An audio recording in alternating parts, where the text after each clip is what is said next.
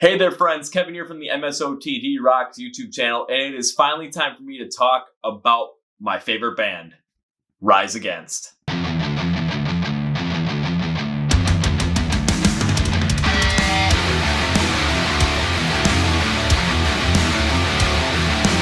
Before we jump into it though, please follow MSOTD Rocks on places like Facebook, Twitter, and Instagram. You will get the 30-second Song of the Day features on those platforms, in which you can find about all the emerging bands in the scene coming up, all the big boys and big girls in the scene, and just everything in between. It's a great way to also connect with a lot of people that love the same music you do.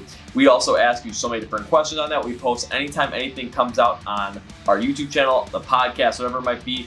And we also do some special things like on Instagram, we have our IGTV videos, which come out every single Tuesday night. It's behind the scenes look at what's happening here. And every single Wednesday at 9 p.m. Central on Instagram, we go live and we do a live stream for about an hour.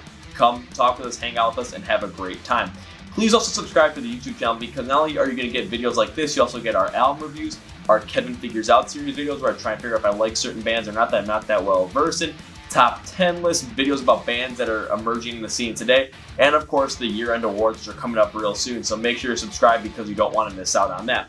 And this is also where the Chord Progression podcast resides. It is our very own podcast where we're talking with all the emerging bands in the scene today, with conversations that you will not get anywhere else, because we just talk about whatever comes to mind, whatever might be going on with 2020, with the COVID pandemic, what's going on in the music industry, what they're doing. It's all there with bands like Raw, Saul, No Resolve, Blacktop Mojo, The Protest, you name it, we've had them all. So you can find the podcast here on YouTube, or you can subscribe and listen to it on Spotify, Apple Podcasts, Google Play, and iHeart Radio. Links in the description below for everything. So like, share, subscribe, whatever it might be. Now let's get to it. So why am I making a video about why I like Rise Against so much right now? Well, after about 2+ years of doing this, I've never done a video fully dedicated to my favorite band of all time. And this video is coming out on my 26th birthday, so I thought, you know what, this is the perfect time to pull this off, and I'm really excited to let you guys know the whole inside story of why I like Rise Against, how I connect with them, and why they're my favorite band. Plus, at the end of the video is probably the most important section, because as of right now in 2020, with the political climate the way it is, it seems like you have to perfectly align with someone's political views if you want to really be a part with them and also be a fan of them. And while Rise Against is a punk band, they are predominantly left, where I'm much more center. We'll get to that later, but I'm going to spell the notion of why you can like a band that doesn't necessarily have the same political views as you, and why it can be one of the best things ever. So let's just get started with this, shall we? So how did it all start with me starting to like Rise Against? Well, it all started back when I was in between 7th and 8th grade, so I think 2008, 2009-ish. And of course, Guitar Hero was an absolutely gigantic thing, and I was always playing it. And in Guitar Hero 3, my brother was unlocking some of the bonus track songs on there, and he absolutely loved some of them, and one of them he really liked was Prayer of the Refugee by Rise Against. And I started listening to it, I started playing it, and I really started to enjoy it as well. But one thing I noticed about it was, this was something that was a little bit different than my wheelhouse. I was a huge Disturbed fan at the time, still am, and I loved David Draymond's voice, I loved the heaviness that their sound had. But other bands I was really liking at the time, a band like 3 Days Grace, where again, it was the hard sound, but it wasn't anything super fast paced, because I never really connected super well with something that was fast paced, energy driven, just like, kind of like that. But when I heard Prayer of the Refugee Rise Against, I got something completely different, where you had the verses which were much slower, much calmer, and just really sank in. And then when you got to the chorus and you had everything just blaring out, you know, don't help me up, now I can stand my own ground. It was just something that was perfect for me, because I finally connected with that faster paced kind of style, and it was punk rock too, so I was really getting into it. Plus, just that whole entire beginning of the chorus. Yes, it is a song about a refugee crisis, but just that whole entire feeling of not being helped by it, and that you can stand your own ground and just, you know, you can go and do what you want kind of thing and go forward. That really helped me out that time too, because in middle school I was bullied, so it was one of those things that just really kind of latched on to me going forward into high school, where this really started to take off. So in September 2009, that's when I started high school as a freshman, and of course I still listen to bands like Disturbed, 3 Days Grace, that kind of stuff, but I was starting to listen a little bit more Rise Against going forward. And I remember, because I was playing soccer all the time as well, and I was nowhere near the best player on the team. Trust me on that. So if I had to do anything, I had to work for it. I had to really drive towards it. And listening to Prayer the Refugee by Rise Against really helped because, again, that fast-paced anger style of punk rock that chorus had was absolutely paramount in going forward and making me feel like I had to take everything that I wanted. But I wanted something more from Rise Against as well, so I wanted to see what else was going on. And I remember driving to high school with my brother, my best friend, my best friend's brother, and one other guy. And it was like every day, no matter what, at least once a day, we'd always listen to the alternative rock station here in Milwaukee. And it was like Savior by Rise Against would play almost every single day, at least on the way to school or on the way back from school.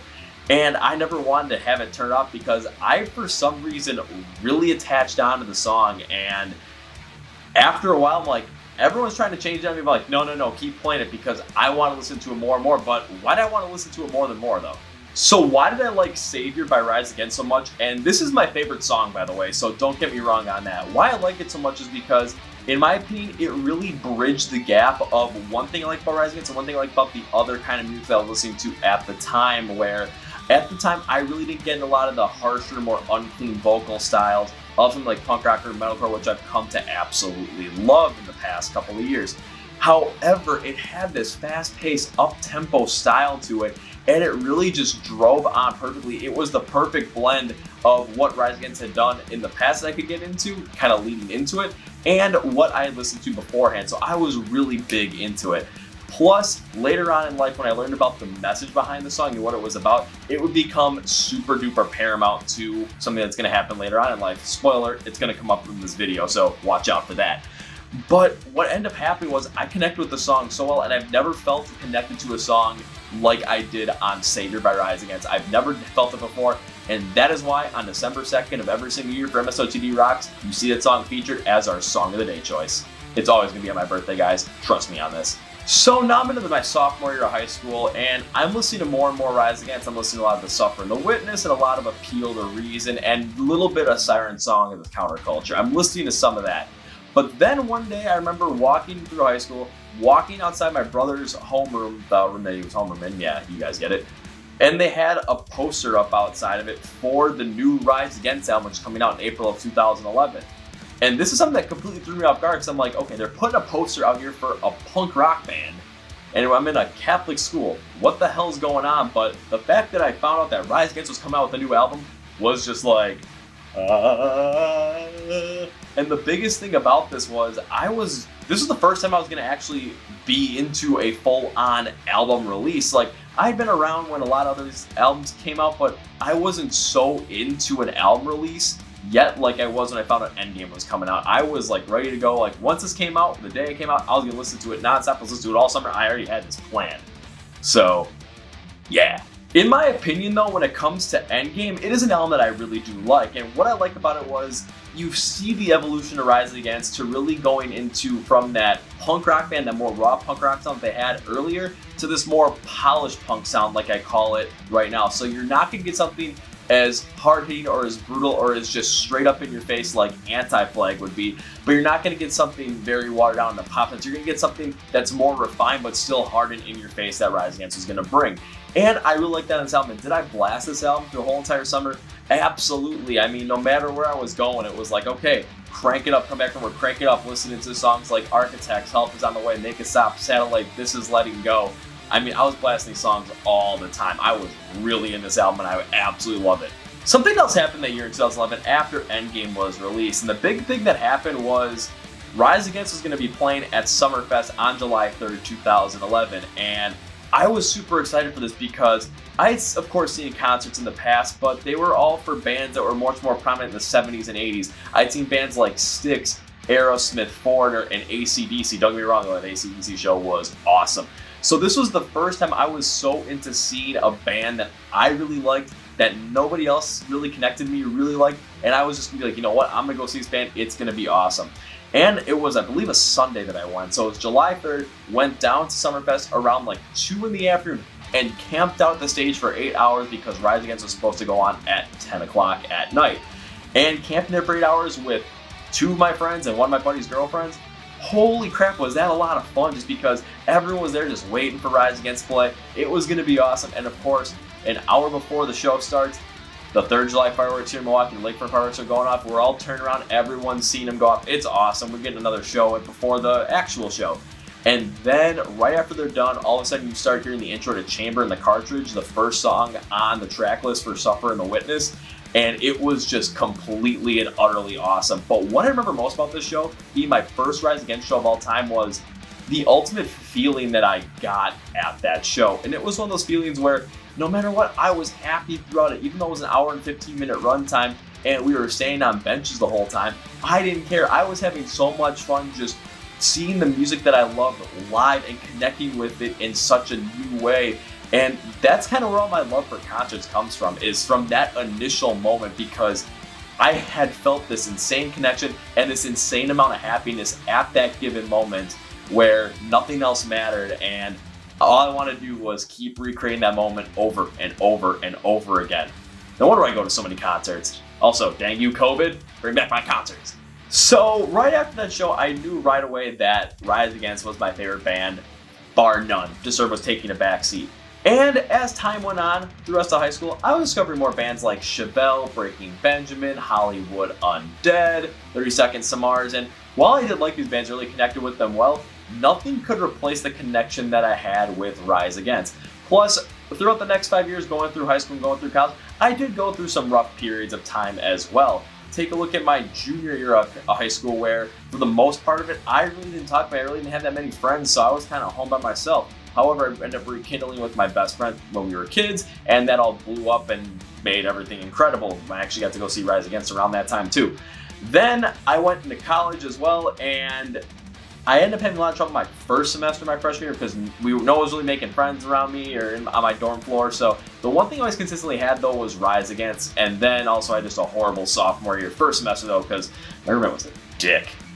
But one thing that was always there consistently was listening to Rise Against, and it made me feel like me. So this is something that was really important due to the fact that through some of these tougher times, Rise Against was a kind of sound and a kind of band that no matter what I listened to, they made me feel like I was who I was. So I was really happy about this, and I was absolutely elated to the fact where no matter when I listened to them, no matter when they came on, it was awesome.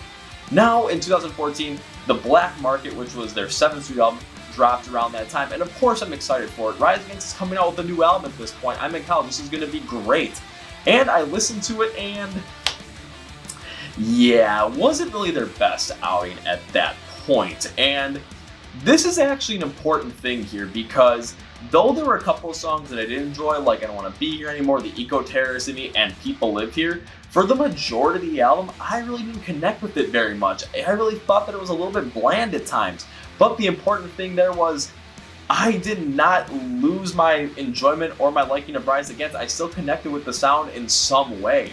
So even though they didn't have an album that I absolutely liked, the fact of the matter that I still like them based off of their music and based off what they're doing shows a lot, to the point where a band doesn't have to be perfect for me to like everything they do. The band doesn't have to do everything and be like, oh my god, I love every bit of this. Like, I can disagree with them at points, and I can disagree with some of their music, but I still like them. So this was super important. Plus I got to see them in Minneapolis in 2014, got to see them at Summerfest 2014, and at the Raven Milwaukee in 2015, so that was fun.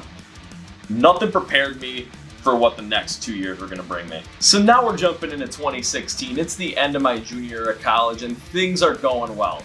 And the biggest thing I'm happy about is for that summer, even though I had an internship with the company that I wanted to have an internship with, everything seemed to be flying high. It was July 3rd again, Summerfest was on, and Rise Against was playing once again. And it was a Sunday night too, so this was like a full 5-year turnaround. I was super excited. I didn't care if I was going with nobody or if I went with people, did not care. One of my buddies ended up inviting me over to his house that night. He's like, hey man, come over, we'll hang out before the show, we'll all go to the show, a bunch of my friends are coming over. So of course I'm gonna go over, why not? I take a bunch of beer, we're all having a good time, and we start hopping around, and I start talking to one of his friends, and her and I were really hitting it off really well. We try and win meet and greets with the band. I take her phone because I'm like, I don't have Twitter, so I'm like trying to find it, and nothing really worked. But her and I were really getting along really well throughout the whole entire thing, and she even skipped work that day to go see this Rise Against show. So this was something that was really interesting. Ended up, we went to the show. There's about 15 of us total, and what I remember most about the show was I remember connecting with people, and I was specifically connecting with this one girl that I liked the same music that she did. She liked the same music I did. We were connecting with it in the same way. I had never felt something like that before due to the fact that I actually never had a girlfriend up to that point. So this was something that was completely new, completely revolutionary to me at the time. And a lot of it was thanks to the fact that Rise Against was playing, and we connected through that. So it was something that was incredibly awesome. And did anything ever happen with that girl? Yeah, I actually dated her for almost a year. But that's where the story kind of turns. So should we get into that? Right before we get into the insanity though, in June of 2017, Wolves, their latest album, was released. And this was something that I really enjoyed due to the fact that when I listened to the Violence for the first time, I was absolutely elated. And I was absolutely elated throughout the rest of the song, especially with Violence, because you got this hard-hitting, more in-your-face punk rock sound. And that actually was consistent throughout the whole entire album with songs like Wolves, Welcome to the Breakdown, and even some gems like Our Perfect and Miracle, where you have this more visceral pop or punk rock sound that you found on other albums like The Suffer and The Witness and certain songs of the Counterculture. But the biggest difference was Tim's style of writing was much more poetic, much more prophetic at the same time as well, and a lot smoother. Plus, you had a lot of melodic vocals over some hard-hitting instrumentation, so it really did stand out well. This is a great blend, and it really made me feel like The Suffer and The Witness, once again, not in the same level, but damn near close. So I absolutely enjoyed this album, especially songs like Far From Perfect and Miracle. Miracle, I think, is an absolute gem on this album, so if you haven't checked that song out, please do. It is underrated to all hell. Now let's get to the crazy part of the story. So now the crazy part of the story starts in halfway through the year, and it's because everything in my life basically started to unravel. The girl that I was with, yeah, we broke up at the end of that month, and I'm not going to go into details on that because who really wants to know the details on that, because there's something else going on. But at the moment, there was something happening with me and Rise Against at this point, and the thing was especially after that live show I saw in 2016 and always listening to Rise Against with this girl, I started wanting to listen to them less and less. And a lot of the reason I wanted to stop listening to them at that time was there were a lot of different memories that were connected to stuff that we had done. A lot of those positive memories were connected to those songs. And now, because of everything that was going on and my life kind of turned into shambles, I was starting to connect that with them negatively, because even at the job I was at, I mean, it was a temp job and it was just like a busy work kind of thing. And at this point, I felt like I was 22 years old. I literally am going down the path of just what you would expect, like the cookie cutter path, and I didn't want to do that, but I didn't know how to break out, and I was so stuck in my own head with everything going around, and I couldn't really adjust to life, that my mentality was literally breaking down and I was becoming super duper depressed. But the biggest issue was I did not want to listen to Rise Against anymore. I don't want to listen to Prayer of the Refugee or Savior or anything off of Endgame or anything off of anything earlier. The only songs that I was listening to Rise Against time, the only thing that saved Rise Against at this point in my mind were songs that were off of Wolves, because there were no positive connections between what had happened to me previously and Wolves. So there was a little bit of a saving grace there, but I felt my favorite band really slipping away from me to the point where I didn't want anything to do with them.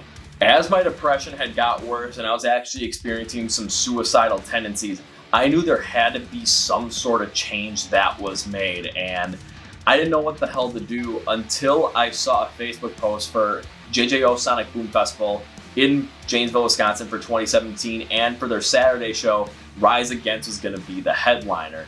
And even with all the negative feelings and thoughts that I had towards some of their music at the time based on personal experience, especially Savior at that point, I told myself I have to go and just see what happens.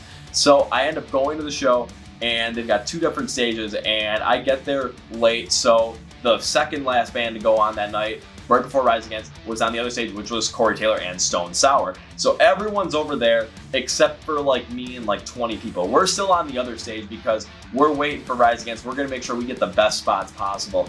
And I'm super nervous at this point because I don't know what it's gonna feel like to see Rise Against again and hear those songs again, especially hear them live. I'm by myself, I don't know anyone that's around me, and it's gonna be really, really tough.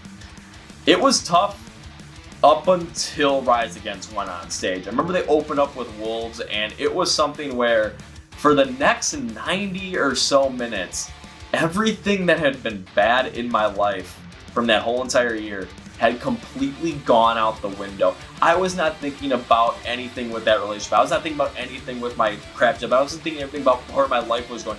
I wasn't depressed at all. all I cared about was just the energy and the feelings of happiness that were going through me during this time. It was something that I have never experienced before, but it was something of like a rebirth moment at this point.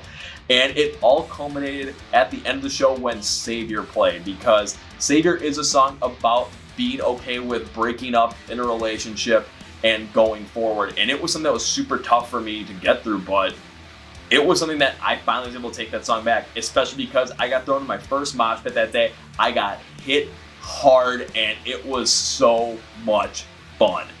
And I remember leaving that show and thinking, you know what, I can get past this. Listening to bands like Skill and 30 Seconds to Mars are helping me out at that point, but the biggest thing is I now have Rise Against back in my corner, and there is no way in hell that they're leaving now. It was literally a lifesaver at that point. One other big reason why Rise Against is so connected with me, why they're always my favorite band, is because of the MSOTD Rocks YouTube channel, the Instagram page, everything around it, even the Chord Progression podcast, because it was something that their music that inspired it. It all kind of started with reading stuff about from Gary Vaynerchuk and me trying to figure out something to do for myself because I didn't want to work for anybody else, but I didn't know what to do. He kept talking about voice first platforms like Google Home, Amazon Alexa, and I decided I gotta find something to do there. So I bought one, and I will put it up on my little night table. I'm trying to figure out what to do with it, and I start playing some music on it. And of course, I said I'm listening to Savior by Rise Against. I'm like, what if there's a Song of the Day feature on here? So I asked to play it, and it said you only have this through Amazon Music if you're subscribed to it. So I'm like, I have to find people that are subscribed to it to see what they think, because I've got an idea here. The people that I found out about it and said, yeah, we subscribed to it and we tried it, and it's good because it gives us the bands we like, but it always gives us only the popular songs. So think if you like Breaking Benjamin, Song of the Day choice is always going to be something like Diary of Jane. So they're like, it's got to be something better. And I thought, this is an opportunity for me. And because of listening to Savior, because I like Rise Against again, I've started this whole entire project. And this is where we're here today. So thanks to Rise Against, this is why this exists. After the creation of MSOTD Rocks, I've seen Rise Against twice, both in 2019. One was when they released the Ghost Note Symphonies album, and they did their 5-show tour. I went to the one in Chicago, and it was really interesting because I heard these songs in a completely different way. They were still the same song, they still had the same power, but they hit you with such this emotionally depressive and just emotionally raw sound. It was hauntingly beautiful at that point. It was incredible, and then I got to go see them in 2019 at Riot Fest in Chicago, and that was so much fun. That's one of my favorite concerts of all time. The poster behind me, that is from that show. And of course, 2020, we were expecting a new album, see them again, but of course, COVID derailed that. So I know they said they're working on material, they have everything ready to go, and they're ready to release stuff right when COVID ends. So again, hopefully 2021, come on guys, I need more Rise Against. But this next section is the most important reason why you should be watching this video, and it really lets you in to see why Rise Against is my favorite band, and nothing's gonna relent on that. As I mentioned earlier, this section is the most important because Rise Against political opinions are very heavily based to the left or to the liberal side, whereas myself, I'm not anywhere near the left or the right. I'm basically in the center. I go on an issue by issue basis. But why this is important is because about a month ago is when the 2020 presidential election happened here in the United States. And there was a lot of back and forth between a lot of people with different political opinions, where if you didn't agree with one whole party or the other whole party, it was like everyone hated you in a way. And it was something where there was not really any tolerance going on there. It was pretty brutal. And when it comes to Rise Against, they have been, again, primarily on the left of things pretty much their whole entire career. They've endorsed Democratic candidates since John Kerry in 2004, including 2 for Barack Obama 2008, 2012, 1 for Hillary Clinton in 2016, and 1 for Joe Biden in 2020. And a lot of their songs have those politically charged message. I Don't Want to Be Here Anymore talks about gun violence and the needs for more gun control and gun reform. A song like Prayer of the Refugee talks about the displacement of migrants and refugees within first world countries. You get a song like Welcome to the Breakdown, which talks about predictive chaos and attacking the ideology of Donald Trump's America. You get a song like Give It All, which is against that classic 9-to-5 societal structure. You get a song like Ready to Fall, which is against factory farming. You get a song like Re-Education Thriller, which is against the dumbing down of America. And you get a song like Morning in America, which is about America no longer being revered as the most powerful nation in the country, being revered as what you look up to. It's kind of more looked at now as don't be doing what they're doing. And I could go on for days. I go on to songs like Give It All. I could go on to a lot of their earlier work as well. But I'm not going to go into much more of that. And it's basically due to the fact that there's so much more, but you get my idea. But here's where the real kicker is. The kicker here is I don't agree with Rise Against on everything politically. And if you take a look at it, again, I am my own person. I have my own political beliefs and social beliefs, so different things come from different backgrounds, and you're just going to have to understand that. So there are things I do agree with them on that come with more that left, liberal, democratic side, like pro-life. There are certain things that I'm more in the middle on where it's like I'm not going to fully agree with them, but I'm not going to fully disagree with them. There are other things where I'm a little bit more against what they're going for, such as economic policy, where I'm much more of a proponent of free market capitalism versus something of a socialistic or centrally planned economy nature. And that all stems from my time at the University of Minnesota studying economics and really focusing in on that. So that's where that comes in. I'm giving you the context of that so you understand where that's coming from. So the big question is why? If I don't agree with them fully politically or socially, why do I like them so much? And there are two major reasons. One is the passion and genuineness of their songs and their lyrics. And the reason this comes into fruition is because I don't agree with them on everything, but I do absolutely love the fact that they are unrelenting in what they believe and talk about it as well. And in today's political climate, it seems like you have to agree with somebody, whatever. It's like whoever you agree with most, like, okay, you're going on that side, you're going on that side. There is no middle ground here. It seems like there's no compromise here. And while I don't agree with everything that Rise Against says or believes, I absolutely love the way they profess that. I love the way that they talk about it, and I love the way that it's written. I love the way it sounds to really match everything about that. There's so much genuineness in their polished punk sound that I'm calling it that I absolutely can't get enough of it. And while we don't agree, I get to hear what they think and what they feel through their lyrics, and I get to understand where they're coming from as well. There's a learning curve there that I absolutely love, where they see things maybe a different way than I see it, but I get to understand it from their point of view. And then maybe if I get to understand it from that point of view, maybe I change that point of view, maybe I don't, who knows? But the fact of the matter is there's an understanding there that I absolutely love. And the most important piece is when I listen to their music, they make me feel like I am who I am. I've connected so much with their music, so much with that polished punk sound, where if you listen to stuff from The Witness, which is my favorite album of all time, it has the roughness in it, it has that poetic part of it, but it has that not as brash in your face style as Anti-Flag has, but it's the perfect mix of it. Later on, it's a little bit more polished, a little more refined, a little bit more poetic at times as well, but I still connect with it in so many different ways. Even the older stuff, which I'm not as well into, oh my god, I absolutely love some of this stuff, especially stuff off of RPM like an Angel. Holy crap, is it amazing. And whenever I listen to it, whenever I'm feeling down, whenever I don't know where to go, I will listen to Rise Against and I will instantaneously feel like myself again. There is no doubt about it, to the point where as I go forward in life, as I continue on, no matter what happens, will Rise Against be my favorite band? And the answer is yes. Hell, even at my funeral when they're laying me down in the coffin, laying me in the ground, wherever the hell that's going to happen to me, if Rise Against ain't playing, someone messed up. But that's me for me today, guys. Thank you for watching. This was a super duper tough one for me to write out my thoughts on, to really figure out, really revisit a lot of these things. But it's reminded me so much why Rise Against is my favorite band and why I listen to them over and over and over again, even if I don't listen to them every single day. But I will always come back to them at some point. So thank you for watching once again. This is Kevin from the MSOTD Rocks YouTube channel, and we're going to end with the hat flip. Thought I was going to get on that one, but see ya!